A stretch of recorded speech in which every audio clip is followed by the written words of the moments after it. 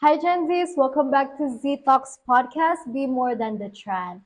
Hari ini kita akan berbicara ya sama narasumber yang sangat keren, Kak Shalka Anindya, yaitu seorang mahasiswa berprestasi nasional 2023 dan Presiden ISMA 2024. Hai Kak Shalka, thank you so much for being here. Thank you so much for having me. Such an honor. Kita langsung aja ke first questions. Coba pertanyaan pertama apa nih Kak? Setiap perjalanan pasti punya cerita awal. Coba dong Oke. Kak ceritain bagaimana cerita awal, dari mana dan bagaimana proses membentuk Kak Shalka seperti sekarang. Oke, mungkin aku sapa teman-teman dulu ya. Hai semua, kenalin aku Shalka. Sekarang aku fresh graduate from Universitas Gadjah Mada, majoring in economics. Seperti yang sudah di-introduce, aku merupakan mahasiswa berprestasi nasional utama 2023 dan juga President of ISMA Alumni Club 2024-2025. So, perjalanan awalnya, aku itu besar di Tiongkok, jadi selama 9 tahun aku tinggal di Tiongkok. Kemudian kita sekolah bareng sama Wina, aku sama Wina tuh satu sekolah. Iya, dulu karena waktu sekolah sih, aku ingat banget. Iya, kita satu sekolah sampai SMA, terus saat SMA itu lulus, kemudian aku melanjutkan kuliah di Universitas Gadjah Mada, jurusan ilmu ekonomi. Nah, motivasi aku masuk UGM itu sebenarnya adalah karena aku dulu aku sangat mengidolakan Ibu Sri Mulyani. Jadi, mengambil jurusan ilmu ekonomi itu adalah jalan jitu menurut aku. Oh, kalau mau jadi Ibu Sri Mulyani aku harus ngambil ilmu ekonomi gitu. Makanya itu jadi langkah awal aku. Nah, dari situ sebetulnya saat aku masuk kuliah itu adalah periode COVID. Nah, COVID itulah yang membuat aku akhirnya bosan di rumah. Terus aku mikir ngapain ya kalau bosan-bosan gini. Akhirnya aku memutuskan untuk ikut lomba gitu. Karena aku tuh orangnya nggak bisa bosan lama-lama, kayak terlalu Jadi bikin harus produktif terus. Iya, aku tuh kayak sakit gitu loh waktu COVID tuh, sakit terus gara-gara aku bosan banget. Jadi aku akhirnya ikut kompetisi lomba-lomba pas online gitu. Tapi ya aku nggak pernah berpikir aku mau jadi mapres atau apa. Cuman bener-bener out of boredom aja, aku pengen produktif gimana caranya di rumah. Oh, ikut kompetisi, organisasi, sampai akhirnya keterusan pas kuliah offline. Terus aku lanjutkan dan ikut mapres, pemilihan mapres fakultas sampai akhirnya menang di nasional gitu. Ya itu kayak go with the flow yang tiba-tiba turns out aja gitu. Berarti saking produktifnya, kamu tipikal orang yang kalau misal 2 atau 3 hari di rumah tuh langsung sakit, stres, ya nggak bisa sih. Tapi pasti teman-teman juga kan? Iya, aku juga kayak gitu, sama gitu. Buat kakak sendiri, apa itu makna menjadi mahasiswa berprestasi? Dan aku juga pengen tahu nih kak, aku dengar kakak tuh ikut mapres malah dikejar-kejar fakultas ya. Itu apa yang akhirnya menginspirasi kakak untuk ikut mapres itu sendiri? Oke, jadi aku itu sebetulnya awal ikut mapres itu nggak pernah. Jadi aku tuh aslinya nggak pernah kepikiran untuk mau jadi mapres. Karena aku tuh berpikir kayak aku butuh validasi apa sih, kayak emang aku butuh ya title mapres. Kayak pada saat itu aku mikir title mapres itu biasa aja, maksudnya kayak aku tuh kayaknya lagi nggak butuh gitu, nggak terlalu pengen punya spotlight, tapi aku pengen ya berkarya aja gitu. Sehingga akhirnya saat fakultas misalnya request untuk aku ikut aja Shalka Nothing Tulus, ya udah aku ikut sampai akhirnya aku lolos di universitas sampai di nasional. Nah, pas aku lolos di universitas saat aku jadi mapres 1 UGM, sebetulnya itu menjadi titik dimana aku menyadari aku udah nggak bisa main-main lagi nih sama mapres, karena kampus tuh udah mempercayai aku untuk maju gitu kan. Akhirnya aku memikirkan oke, terus apa yang mau aku capai di mapres ini.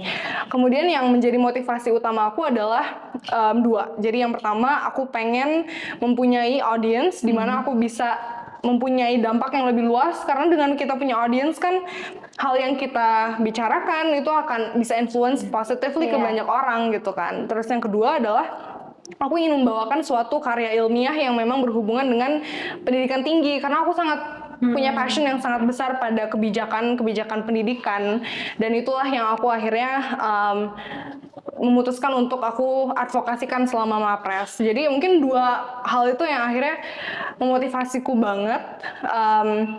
Tapi ya pada akhirnya menurutku itu suatu proses aja sih. Pada akhirnya kan hasil itu merupakan bonus gitu. Jadi proses itu yang aku sangat-sangat hargain sampai sekarang. Jadi menurut kakak, it's not just a title, tapi a way for you to be able to influence people Betul. in a good way gitu kan. Keren Setuju. banget sih kan kakak. Setiap Gen Z, si anak muda di sekitar kita pasti pernah mengalami tantangan. Dimana bagi teman-teman kita, tantangan itu merupakan masalah buat mereka.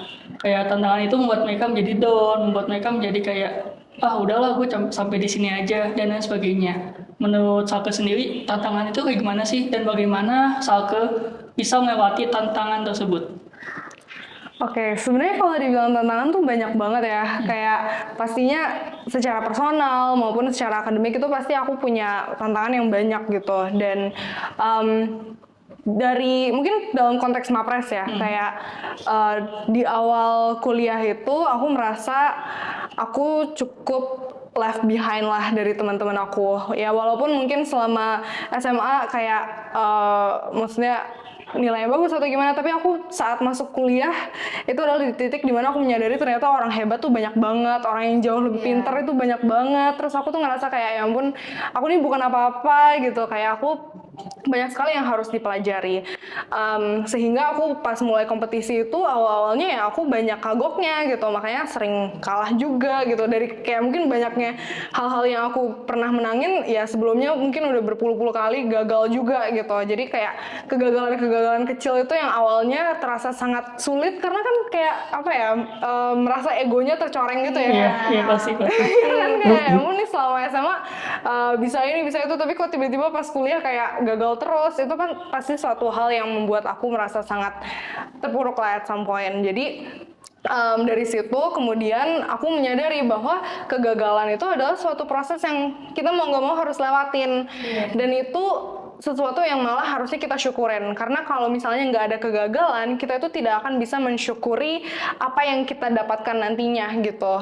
Kemudian, tapi kalau misalnya kita pernah gagal, kita sering gagal, sering nggak berhasil atas effort yang pernah kita jalani, saat kita mendapatkan sesuatu yang positif dalam hidup kita, kita justru merasa bahwa hasil ini tuh adalah hanya bagian yang sangat kecil dari suatu proses yang sudah kita lalui gitu. Kita nggak mudah merasa besar kepala, kita nggak merasa mudah bahwa kita itu lebih baik dari orang lain dan sebagainya gitu sih. Mungkin dari semua tantangan-tantangan itu aku kemudian menyadari bahwa aku di titik yang jika aku berhasil, maka aku tidak akan merasa aku lebih baik dari orang lain, dan jika aku gagal pun itu bukan tanda bahwa aku lebih buruk dari orang lain. Itu adalah proses di mana kita semua harus laluin.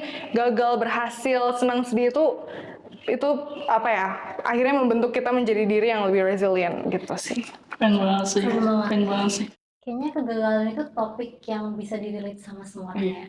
Betul. Semua Saya ngerasainnya. tuh pengen tahu kakak tuh strateginya untuk belajar dari kegagalan itu tuh kayak gimana? Karena aku juga dengar dulu pas kakak ikut Mapres itu pas wilayah sempet juara 3, terus kakak juga sempet ngerasa down gitu ya. Iya, benar. Itu kakak strateginya gimana biar bisa comeback lebih baik gitu lah? Iya, jadi mungkin clarify dikit, pas Mapres wilayah itu aku juara 3, dan mungkin maksudnya kayak juara 3 tetap juara ya, tapi kenapa aku waktu itu merasa sangat terpuruk karena yang lolos dari wilayah itu memang cuma 3 orang maksimal. Jadi kayak kalau misalnya aku juara 3 kan artinya aku hampir nggak lolos gitu kan. Iya. Kayak ya ampun, padahal mungkin kampus sudah mempersiapkan sedemikian rupa, dan itu aku merasa sangat terpuruk lah gitu. Tapi tentunya itu bukan kegagalan pertama aku. Seperti yang aku udah bilang, selama aku ikut kompetisi atau beasiswa atau aku daftar magang pasti sering banget ketolak, gagal dan lain sebagainya.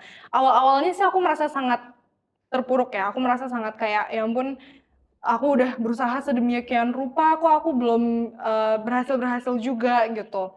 Nah, tapi seiring dengan berjalannya waktu, mungkin karena jam terbang juga, jadinya aku ngerasa kayak oh ya udah kegagalan tuh ya udah gagal aja, nanti juga suatu hari bisa berhasil. Tapi mungkin sesuatu yang lebih strategik yang aku lakukan adalah aku itu afirmasi positifnya sangat kuat terhadap diri aku sendiri.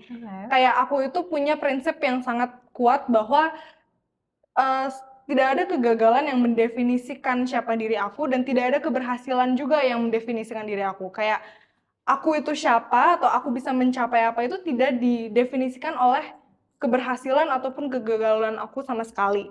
Karena sesuatu yang kita capai, misalnya kita menang lomba, kita ikut organisasi, itu adalah sesuatu yang suatu hari akan hilang. Iya. Orang akan lupa dengan capaian kita, tetapi siapa diri kita, apa yang kita percayai, karakter kita, personality kita, dan apa yang kita sudah berikan kepada orang lain, itu adalah hal-hal yang akan diingat selamanya gitu. Sehingga menurutku memiliki kemampuan untuk aware bahwa kita itu tuh tidak didefinisikan oleh hal-hal yang fana seperti itu adalah suatu skill yang sangat penting untuk dimiliki saat kita menghadapi kegagalan. Karena saat kita gagal, kemudian kita harus ingat kayak what is my self-worth gitu kan. Kayak kita itu tidak bisa divalidasi oleh sesuatu yang ya istilahnya kayak capaian atau apa, itu kan sesuatu yang semua orang bisa dapatkan, tetapi sesuatu yang mendefinisikan diri kita itu kan jauh lebih luas daripada capaian-capaian tersebut. Jadi I think being able to be aware of who you are, your worth, dan kemudian memprioritasi lagi gitu setelah teman-teman gagal, terus coba pikirkan apa ya yang membuat aku gagal, apakah itu hal-hal yang berhubungan dengan internal yang aku lakukan atau sebetulnya sesuatu yang nggak bisa aku kontrol. Misalnya contoh kecilnya gini, kayak kita udah belajar keras-keras gitu ya, tetapi saat ujian tiba-tiba kita sakit, terus nilai kita tiba-tiba jelek gitu. Padahal kita udah belajar keras-keras, kita udah partisipasi di kelas, tapi kayak IPK-nya tiba-tiba anjlok gara-gara pas UAS kita sakit. Nah, kondisi sakit itu kan sesuatu yang nggak bisa kita kontrol. Yang bisa kita kontrol adalah saat kita belajar dan juga setelah kita dapat nilainya apa yang akan kita lakukan. Apakah di semester selanjutnya kita akan terpuruk terus? Kan pasti kita harus lebih termotivated. Kayak, oke, aku udah nilainya jelek sekarang, berarti semester depan aku harus nilainya segini, dan seterusnya, dan seterusnya. So, I think being able to move on itu juga suatu proses yang perlu kita pelajari. Tapi ya pastinya balik lagi itu jam terbang ya. Kayak semakin teman-teman gagal, semakin banyak teman-teman tidak berhasil, maka teman-teman udah semakin sadar bahwa oh, aku ini jauh lebih besar daripada kegagalan aku, and I will not let any failures define who I am gitu. Jadi kegagalan yang ngebuat Salke menjadi seperti sekarang. Yang nggak bentuk Sal. Betul. Kak, pasti tuh pendengar kita tuh banyak yang pengen tahu tips maper. Itu banyak banget.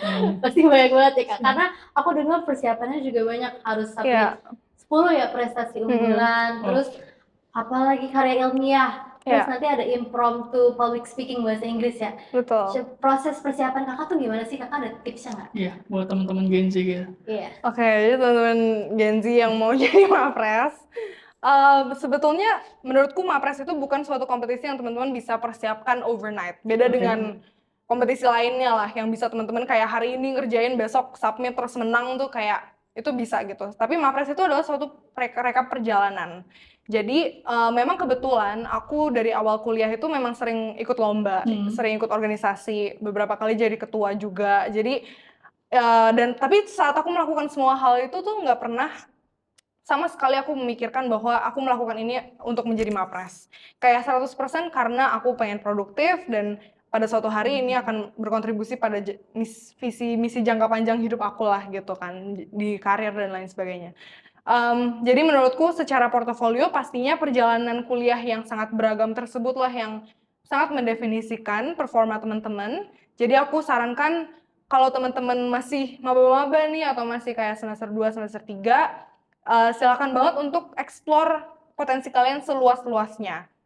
Karena selama aku kuliah tuh aku nggak pernah membatasi diri aku tuh selalu yang kayak mencoba segala hal, benar-benar yang aku organisasi jenis apapun, dari himpunan, BEM, terus kayak di kampus juga aku ikut kayak 180 degrees consulting, terus kayak aku exchange juga, selama magang juga aku berbagai industri aku cobain. Kayak aku pernah di banking gitu ya, aku pernah pernah research, pernah startup juga. Aku masih inget kayak aku ngirim ratusan email ke investor untuk dapetin investments gitu untuk startupnya. Jadi banyak sekali hal yang aku lakukan, aku cobain. Jadi menurutku teman-teman silakan banget if you have the time gunakan untuk hal-hal produktif yang positif seperti itu. Tapi kan itu baru satu bagian ya, ada juga bagian yaitu kayak karya ilmiah. Jadi karya ilmiah itu teman-teman harus mempropose ya suatu gagasan kreatif untuk bisa menyelesaikan suatu masalah yang berhubungan dengan SDG. Jadi menurutku tips utamanya adalah identifikasi masalah yang genting dan penting di sekitar kalian yang menurut kalian sesuai dengan passion teman-teman dan juga program studi teman-teman gitu ya. Waktu itu aku tentang pendidikan tinggi, kebijakan pendidikan tinggi yang mana itu sangat berhubungan dengan ilmu ekonomi aku, khususnya pada labor market gitu. Jadi gimana sih kita mempersiapkan teman-teman mahasiswa untuk labor market, untuk masuk ke industri gitu, untuk bisa menjadi suatu bagian masyarakat yang lebih bermakna lagi gitu. Terus kalau misalnya untuk public speaking, menurutku it's just constant practice. Menurutku ya, maksudnya kayak sebagai mahasiswa mau mapres mau enggak, public speaking itu suatu skill yang kewajiban kalian harus Iya. punya gitu. Dan aku sih latihnya maksudnya selain mungkin selama sekolah, tapi juga selama kuliah aku kan ikut kompetisi banyak banget ya, macam-macam kayak business case competition, terus mungkin ya aku kebanyakan ikut business case competition yang berhubungan ada pitching, presentasi depan juri dan lain sebagainya, berargumentasi dan lain-lain. Itu adalah tempat di mana kita belajar practice untuk public speaking. Jadi I think it's a wide range of things that you do, tapi pada akhirnya yang menjadikan kalian mapres itu bukan achievements-nya aja, tapi siapa diri kalian, seberapa dampak yang sudah kalian buat, seberapa dampak yang kalian aspirasikan untuk buat juga di masa depan saat kalian sudah menjadi seorang profesional, seseorang di masyarakat, kalian ingin menjadi orang yang seperti apa. Menurutku kan pada akhirnya mapres itu mencari model student gitu, kayak saat orang melihat kalian itu, kalian bisa dicontoh oleh orang-orang sekitarnya kayak gitu. Sekarang aku mau nanya nih Kak, apa saja sih kunci utama untuk mempersiapkan karya tulis ilmiah yang menjadi salah satu elemen penting dalam mahasiswa berprestasi? Kalau karya tulis ilmiah, menurutku kunci utamanya adalah seperti yang tadi aku bilang, yang pertama adalah masalahnya harus penting dan genting juga. Kalau bisa sih masalahnya lebih ke kayak national level of problems. Jadi waktu itu aku ngomongin soal mismatch, jadi skills mismatch gitu ya. Jadi kayak teman-teman yang lulus kuliah itu skillsnya tidak sesuai dengan apa yang dibutuhkan oleh industri gitu. Nah, gimana sih supaya higher education tuh bisa bridge that gap kayak gitu. Nah, jadi menurutku penting untuk kita identifikasi masalah yang benar-benar penting. Terus yang kedua, menurutku adalah membuat suatu gagasan yang bisa diimplementasi. Meskipun pada saat itu aku propose sebuah kebijakan, tetapi aku tetap mempropose suatu kebijakan yang sangat-sangat rinci gitu, dimana kayak step by step-nya tuh apa aja, apa yang harus dilakukan, oleh siapa, lembaga apa yang melakukannya, dan seterusnya. Jadi menurutku harus penting, harus genting juga masalahnya, harus urgent, dan yang kedua perlu sebisa mungkin implementable. So I think those two features are important, tapi yang terakhir menurutku it's the compelling story that you build about your gagasan, karena pada akhirnya teman-teman itu akan presentasikan gagasannya ke juri-juri tingkat nasional yang mereka adalah pakar-pakar di bidangnya masing-masing. Jadi kita harus kasih tahu ke juri-juri nih, kayak kenapa sih your proposal is so important, kayak gitu. So I think those three aspects are very important in order to win this portion lah of mapres kayak gitu. Kak, aku dengar kalau di tingkat nasional tuh mereka sampai nge-assess karakter kakak ya. Jadi nggak cuma apa yang disampaikan, tapi karakter keterampilan gitu. Ada interview juga, ada leaderless group discussion ya? Ada leaderless group discussion ya. Itu prosesnya gimana ya, Kak? Yeah, so Kalau sebenarnya yang dilihat itu adalah keseluruhan gimana sih kita membawakan diri dan juga gimana kita treat other people gitu.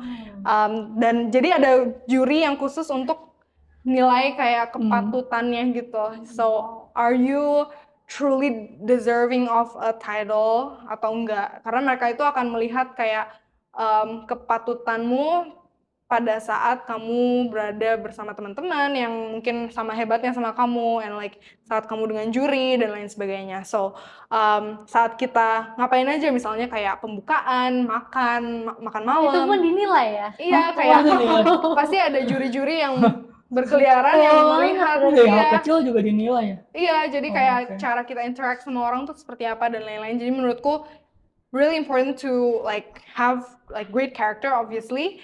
Tapi kalau yang leaderless group discussion adalah untuk melihat apakah kamu itu orang yang, kan kita semua pemimpin ya, pasti kan pasti ada aja yang macam-macam jenis pemimpinnya, jenis leadershipnya gitu. Jadi ada yang mungkin semuanya ketua organisasi atau pernah jadi ketua panitia atau apa, jadi semuanya pernah jadi pemimpin. Nah, when you are in a group of leaders, then how do you behave gitu kan? Kayak apakah kamu tipe yang egois, maunya dapat spotlight, atau kamu cenderung kayak diem aja, atau kamu cenderung yang lebih demokratis dan lain-lain. Itu adalah hal-hal yang dinilai juga. So I think makanya seperti yang aku bilang, Mapres itu mencari model gitu, tapi model dalam perilaku mahasiswa, dalam prestasi mahasiswa. So it's like a full package of human being gitu.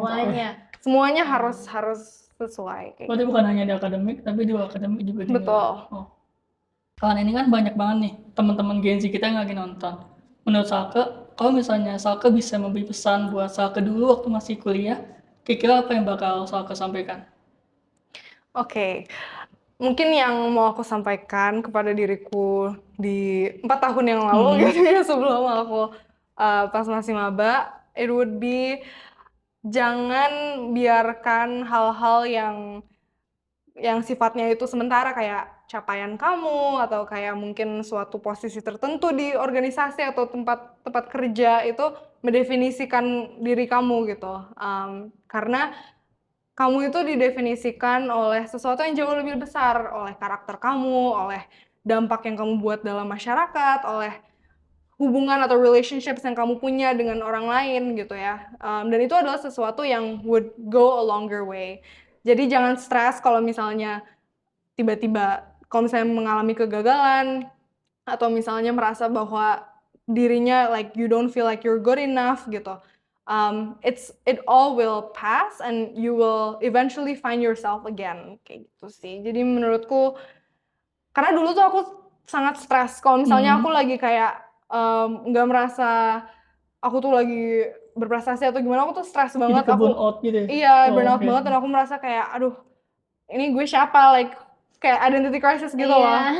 Sedangkan setelah aku mungkin udah lulus dan lain sebagainya, aku menyadari bahwa kayak ya identitas lo tuh it's always been there, like it's never been defined by something yang berhubungan sama achievements juga gitu. Ini bukan sesuatu yang eksternal. Iya, bukan sesuatu yang eksternal. Kita cuma butuh internal validation. Kak, aku mau nanya, kan kakak tuh banyak banget kayaknya kegiatan organisasinya, terus ikut lomba juga. Terus aku denger-denger waktu pas kakak lagi nyiapin Mapres juga sambil persiapan ISMA. Iya, terus aku ambil magang juga pada saat itu. Wah, KKN juga. Jadi buat teman-teman Gen Z yang masih malas-malasan, coba lihat Salke. Nggak ada alasan buat nggak ada waktu. No excuses. Aku mau tahu cara kakak nge-manage waktu kakak tuh gimana? Biar nggak burn out juga. Oke. Sebetulnya burnout pasti ada ya, like at some point pasti kayak aduh, terlalu banyak yang terjadi di saat yang bersamaan. Cuman menurutku pada saat itu what works for me adalah yang pertama, tahu dulu prioritasnya tuh apa. Menurutku kayak there's no such thing as time management, karena waktu tuh akan selalu 24 jam, nggak bakal nambah, nggak bakal kurang. Tapi yang di manage itu diri kamu gitu. Kamu perlu manage like your priorities. Di saat kita kuliah, maka bagi aku selamanya kalau aku menjadi seorang sivitas akademik, kuliah atau belajar itu adalah prioritas utama aku. And on top of that, pastinya keluarga dan juga mungkin personal life lainnya, kesehatan aku dan lain-lain. Nah, kemudian di bawahnya baru kayak misalnya organisasi, magang, dan seterusnya. Nah, setiap semester aku itu selalu menentukan prioritas aku saat ini tuh apa. Jadi, misalnya pas awal semester, awal kuliah, aku akan memikirkan prioritasku sekarang adalah untuk bisa berbaur di dunia perkuliahan, yaitu aku bakal ikut organisasi di fakultas, aku bakal belajar dengan sangat giat gitu ya, karena kayak panen IPK kan paling gampang di semester-semester awal. Iya, paling Jadi, gampang. dan penting banget juga untuk kita punya impression yang positif sama dosen-dosen gitu. Jadi di awal kuliah tuh seperti itu. Nah, kalau misalnya udah naik ke semester 3, 4 nih, atau 4, 5 biasanya fokusnya lebih ke gimana caranya kita meluaskan relasi di luar kampus juga. Jadi aku udah mulai ikut organisasi di luar, terus aku udah mulai magang gitu ya, udah mulai, pokoknya kenalannya udah mulai banyak lah di luar-luar kampus gitu. Nah, di akhir-akhir kayak semester 7, 8, disitulah fokusnya lebih ke udah cari kerja, udah ngerjain skripsi gitu ya. Jadi kayak semua hal yang berhubungan jadi semua hal yang aku lakuin di akhir-akhir kuliah itu adalah sesuatu yang berhubungan sama karir jangka panjang aku. Nah, knowing your priorities at every stage of your life is an important skill, dan teman-teman harus tahu, karena kalau enggak kita itu akan quote-unquote diperbudakan oleh kegiatan-kegiatan kita gitu. gampang ke bawah arus. Gampang ke bawah arus Oh. gitu kalau kata Gen Z kan. Jadi penting untuk kita tahu dulu what is your priority, kemudian baru deh kita bisa tentukan kegiatan mana yang kita perlu eliminasi, kegiatan mana yang perlu kita lakukan sekarang, mana yang perlu kita delegate dan lain sebagainya. Jadi makanya aku itu it's selalu bisa say no. It's important to say no, karena It's kayak important. Gen Z itu suka nggak enakan. Nggak Jadi enakan, kalau misalnya Iya, ada setuju. tawaran kegiatan kayak aduh Iya. pengen deh ambil, jadi kan burn out. Padahal mungkin kegiatan itu nggak ada hubungannya juga sama visi tujuan jangka panjang teman-teman. Jadi penting untuk say no. Sama terakhir menurutku, have a great self management system in place. Jadi aku itu punya Google Calendar yang mana aku itu selalu time block semua hal di hidup aku, bahkan kayak jam makan siang, jam makan malam, terus kayak kalau masih kuliah berarti jam belajar itu jam berapa, dan lain-lain, dan aku hampir nggak pernah keluar dari zona tersebut gitu. Makanya mungkin kurangnya adalah aku jadi jarang main sama temen ya, kayak jadi jarang nongkrong dan lain-lain gitu. Tapi kayak menurutku ya everybody makes their own sacrifices gitu. Yang penting teman-teman tahu apa yang di-sacrifice. Kalau aku, soalnya aku nggak pengen sacrifice kesehatan gitu sih, makanya aku lebih banyak kayak ya either I do positive productive work yang mana aku bakal ketemu teman-teman juga, and then I rest gitu. So like it's a good balance of energy juga sih. Setiap orang yang aku temuin yang entah itu politikus, bisnismen yang keren-keren, mereka itu pasti punya rasa sakit. No pain, no gain. Dan aku percaya setiap harga pasti ada harga yang harus dibayar kan untuk mencapai sebuah kesuksesan. Sekarang aku mau nanya sama Salke, apa sih harga yang harus Salke bayar buat mencapai semua ini? To be honest, kalau kasus aku sebenarnya waktu dengan loved ones is something that I sacrifice a lot. Mungkin sejak dulu ya, kayak aku jadi dikit banget waktunya dengan keluarga, dikit banget waktunya dengan teman-teman dekat. So it's a lot of time I sacrifice. Misalnya sedang makan bareng keluarga, aku pasti bawa laptop sambil Zoom lah, sambil apa, sampai kayak keluargaku tuh udah yang kayak udah pasti aku bakal bawa laptop and do work gitu. Dan setelah aku flashback, aku mikir ya ampun, you know, like family time is not forever, teman-teman. Kayak kalau misalnya aku boleh mengulang kembali waktu, pasti aku akan you know allocate lebih banyak waktu lah kepada keluarga aku, kepada teman-teman gitu. Cuman balik lagi, you know, it's the price that I had to pay. Walaupun ya pada akhirnya hasilnya positif juga, dan akhirnya aku bisa punya waktu sama mereka sekarang. Tapi menurutku saat teman-teman punya waktunya, luangkan untuk orang-orang tersayang, karena kayak kita bisa kejar uang, karir, dan professional life, but you will never get your time back with your loved ones. Jadi itu sih menurutku. Oh, it's Applause for Kak Shalka, honestly. nggak usah kata-kata. Oke, di sini ada buku. Dan aku tahu Kak Shalka juga suka membaca, suka education gitu kan. Buku favorit Kak Shalka apa, dan bagaimana buku tersebut give impact to your life? Oke, I think one of the books yang memberikan aku banyak sekali wisdom dan prinsip juga sampai sekarang adalah buku judulnya When Breath Becomes Air. It's about a neurosurgeon yang mana beliau di akhir kehidupannya beliau menulis buku tersebut dan juga kayak menceritakanlah perjalanan hidupnya untuk fight his cancer karena beliau mengidap kanker gitu ya. Sampai akhirnya bahkan pas epilognya itu yang nulis tuh istrinya karena beliau sudah meninggal. Nah, kenapa buku itu impacts my life a lot? Because aku itu sangat dekat dengan keluarga aku sebenarnya. And selama aku, seperti yang aku sebelumnya bilang ya, selama aku mengejar mungkin semua hal itu, melakukan semua kegiatan itu, I sacrifice a lot of time with my family. Dan buku itu mengajarkan aku gimana sih bahwa kita itu harus menghargai setiap waktu yang kita punya gitu. We have very limited time in this world. Dan at some point kita harus menentukan kita mau diingat sebagai siapa atau sebagai apa gitu.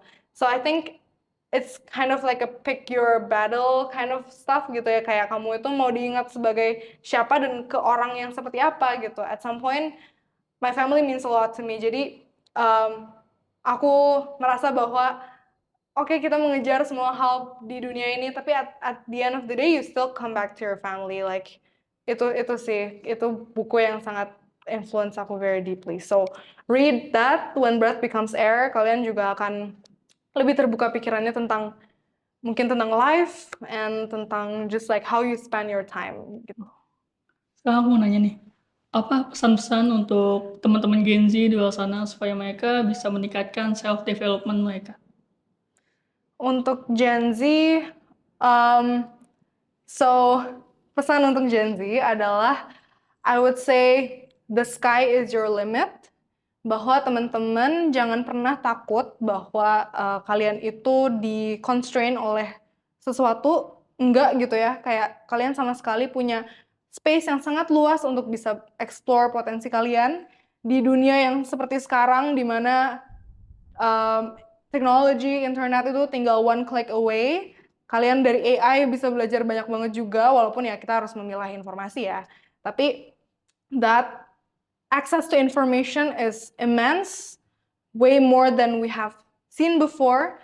Jadi gunakan semua resources yang ada untuk maximize your potential. Jangan pernah merasa bahwa kalian udah paling pintar di dalam suatu ruangan. Kan orang bilang kayak if you're the smartest person in the room, then you're in the wrong room, right? Like you always have to learn from others. Mau kalian merasa bahwa kalian udah cukup berhasil, but you will always have something to learn from other people. So I think learn from anyone, anywhere. Selalu cari di mana kalian itu kurang, di mana kalian itu bisa ningkatin diri, di mana kalian bisa berkontribusi untuk orang lain. Because you know your life will be so much more meaningful when you involve a lot of people into your life and you create a lot of positive impressions on everyone around you. So I think that's for me. Semoga bermanfaat juga talknya hari ini and semangat terus. Satu lagi yang terakhir Kak, kesan dan pesan untuk Z Talks. Okay, so I would say thank you Z Talks for inviting me. Tentunya suatu honor, suatu privilege banget to speak about Gen Z life gitu ya. And I would say semoga semakin sukses dan semakin bisa membawa dampak positif bagi teman-teman melalui conversations yang meaningful and bisa semakin berdampak juga kepada semua orang di sekitarnya gitu. So thank you Z Talks. Thank you so much, ya. Thank you buat teman-teman Gen Z yang udah nonton video storytelling dari Salka dari awal hingga habis. Stay tune terus di Z Talk Indonesia untuk anak muda yang ingin meningkatkan self-development. Stay tuned for a meaningful journey, the Z Journey.